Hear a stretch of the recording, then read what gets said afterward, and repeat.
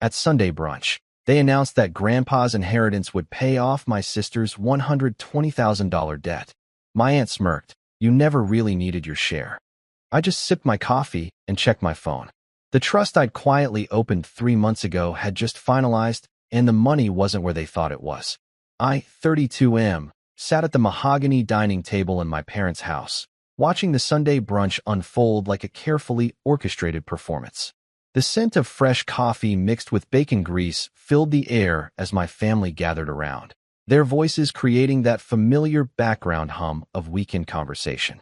My sister sat across from me, dark circles under her eyes betraying the stress she'd been carrying for months. The credit card debt had been eating at her since her divorce went through, and everyone knew about the financial mess she'd inherited from her ex-husband's failed business ventures. Mom had been making worried comments about it for weeks, and Dad kept suggesting she talk to a financial advisor. My aunt cleared her throat and stood up, her wine glass catching the morning light streaming through the bay windows. She had that look on her face that meant she was about to make one of her grand announcements, the kind that usually left someone feeling smaller than they'd started. She began explaining how they'd all been talking, how the family had come together to make a decision about Grandpa's estate. The words flowed out of her mouth with practiced precision, describing how my sister's situation was dire, how family needed to help family, how Grandpa would have wanted his money to solve real problems for people who really needed it. My sister's eyes started welling up as my aunt continued, explaining that they decided to allocate Grandpa's inheritance specifically toward paying off the debt. The relief on my sister's face was immediate and overwhelming. She started thanking everyone, her voice breaking as she talked about how this would change everything for her and her kids. Then my aunt turned to me with that smirk I'd seen 1,000 times growing up. She told me that since I had a good job and no major financial obligations, since I'd always been the responsible one who saved money and made smart choices, I never really needed my share anyway. The words hung in the air like smoke, and I could feel everyone's eyes on me, waiting for my reaction. I took a slow sip of my coffee and pulled out my phone, scrolling through my notifications with deliberate calm. The timing couldn't have been more perfect. 3 months ago, when I'd first heard whispers about family meetings I wasn't invited to, I'd made some calls of my own. The email notification I'd been waiting for was sitting right there in my inbox. I opened it, reading the confirmation that made my chest tight with a mixture of satisfaction and disbelief. The trust I'd quietly established had just finalized, and every penny of Grandpa's money that was supposed to be mine had been legally transferred exactly where I'd directed it. My cousin asked if I was okay, noting how quiet I'd become. I told him I was just checking something important, that sometimes timing was everything in life. My aunt repeated her earlier statement about how I didn't need the money, adding that it was generous of the family to make sure it went where it could do the most good.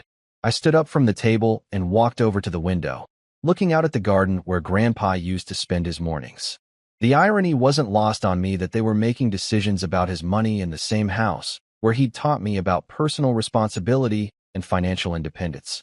When I turned back to the table, I told them there was something they needed to know.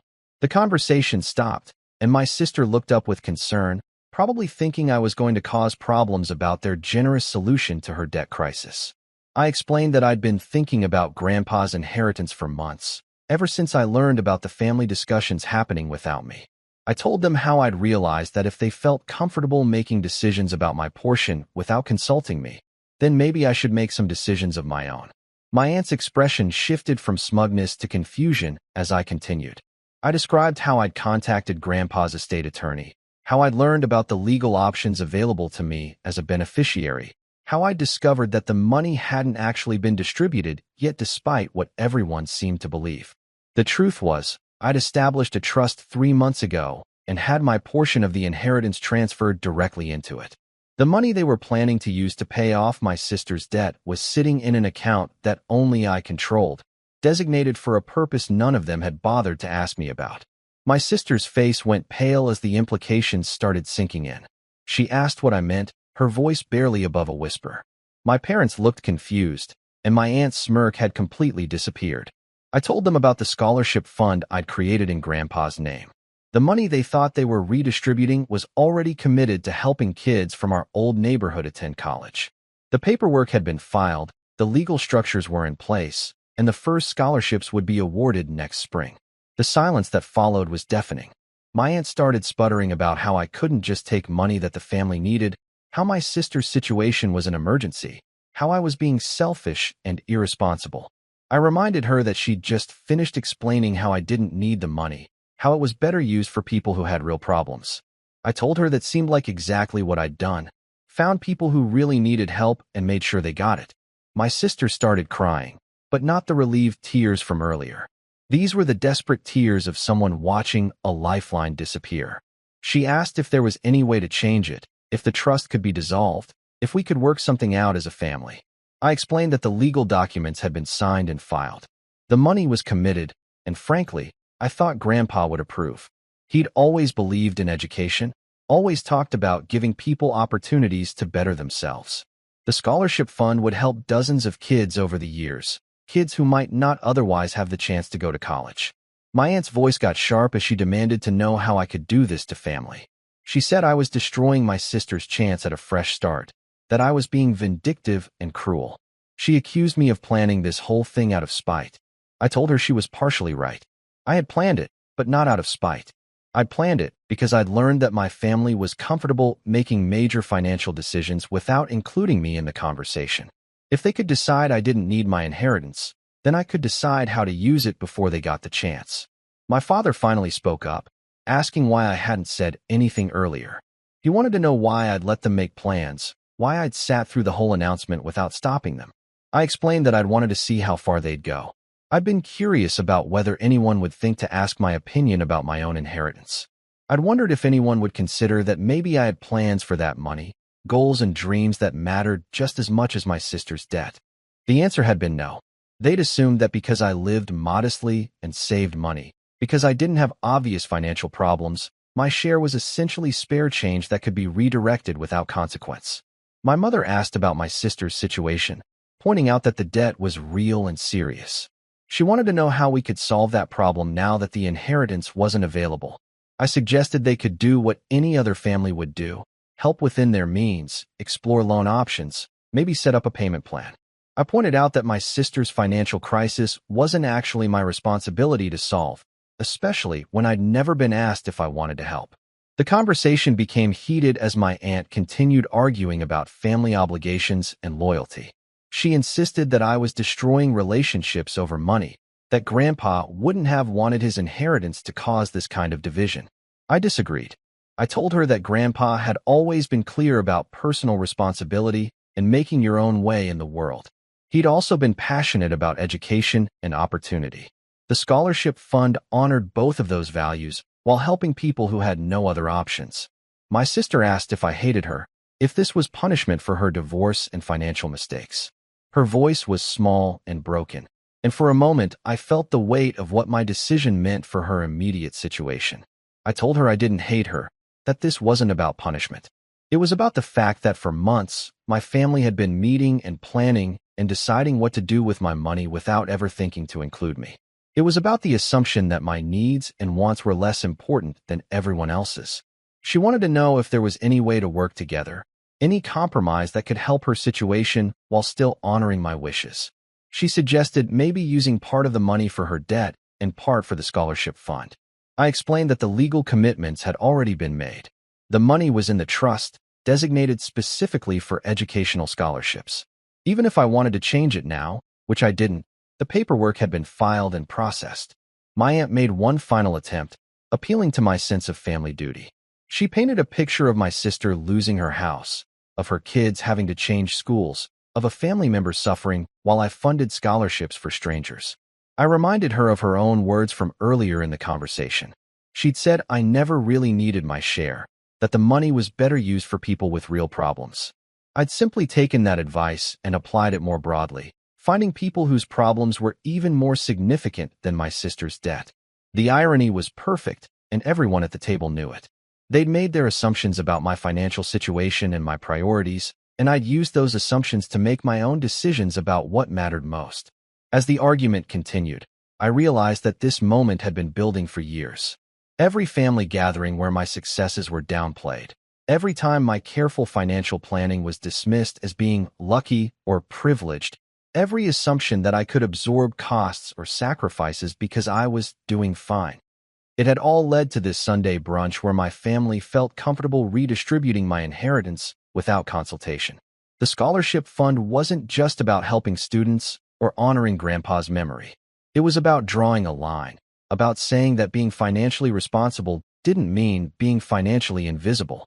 It was about making sure that my values and priorities mattered just as much as everyone else's drama and crisis. Update 1. The following week brought a series of phone calls and text messages that ranged from pleading to accusatory. My sister tried multiple approaches, starting with emotional appeals about her children's stability and escalating to accusations that I was deliberately sabotaging her recovery from the divorce. My mother called every day for a week, each conversation following the same pattern. She'd start by asking if I was okay, then gradually work toward suggesting that maybe there was still some way to modify the trust arrangement. When I explained repeatedly that the legal commitment was final, she'd shift to talking about family healing and forgiveness. My aunt's approach was more direct. She left voicemails describing exactly how she felt about my decision, using language that would have made Grandpa reach for his belt. She seemed to believe that if she expressed enough outrage, I'd somehow undo months of legal paperwork and planning. The most interesting call came from my sister's ex-husband. He'd apparently heard about the situation and wanted to thank me for not enabling what he called her crisis addiction. He explained that throughout their marriage, every financial disaster had been met with family bailouts, and he'd watched her learn that dramatic emergencies could solve themselves if she waited long enough for relatives to step in. His perspective added a dimension I hadn't fully considered. Maybe my decision wasn't just about protecting my own agency in the family dynamic. Maybe it was about forcing my sister to develop the financial resilience she'd never needed to build. Update 2. 2 months later, my sister called with a different tone entirely. She'd spent the weeks after the brunch exploring options that had always existed but seemed impossible when a family bailout felt imminent. She'd negotiated payment plans with creditors, taken on freelance work in her field, and discovered that her financial situation, while serious, wasn't actually the life-ending catastrophe everyone had assumed. The conversation was awkward but genuine. She admitted that the inheritance plan had felt like a magical solution that would let her avoid dealing with the underlying problems that had created the debt in the first place. Without that escape route, she'd been forced to examine spending patterns and financial habits that had contributed to her situation. She didn't apologize for expecting the family to help, but she acknowledged that she'd never asked what I might want to do with my inheritance. The assumption that I'd be fine with their plan had been exactly that, an assumption based on surface-level observations about my lifestyle and priorities. Most importantly, she'd started talking to her kids about money and financial responsibility in ways she never had before.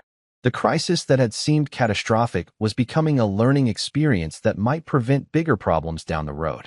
My aunt, predictably, remained convinced that I'd damaged the family irreparably over money.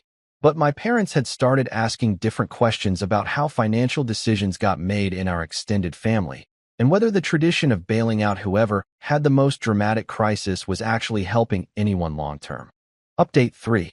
6 months after that Sunday brunch, I attended the first scholarship award ceremony for the fund I'd established.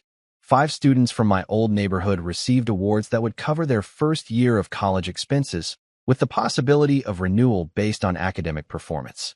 One recipient was a girl whose single mother worked 2 jobs to keep their family housed. Another was a boy who'd been working part-time since he was 14 to help with family expenses. These were kids who had talent and drive, but no safety net, no family inheritance to fall back on, no relatives who could write checks when things got difficult. Watching them accept their awards, I thought about Grandpa and the values he'd tried to teach me. Personal responsibility mattered, but so did recognizing when people needed genuine help rather than enabling dependency. The scholarship recipients had earned their opportunities through effort and perseverance, not through family drama and emotional manipulation. My sister attended the ceremony, bringing her kids to see what their uncle's inheritance had become. The awkwardness was still there, but so was understanding. Her financial situation had stabilized through her own efforts, and she developed skills and confidence that no family bailout could have provided. The ceremony reminded everyone present that the money hadn't disappeared or been wasted out of spite. It had been invested in futures, in possibilities, in young people who would use their education to build better lives for themselves and their families. My aunt didn't attend, but my parents did. They seemed to understand, finally, that my decision hadn't been about punishing my sister or rejecting family loyalty. It had been about choosing a different definition of what family money could accomplish and insisting that my voice mattered in that choice. The scholarship fund will continue awarding money long after the family drama fades. Every year, more students will get opportunities they wouldn't have had otherwise.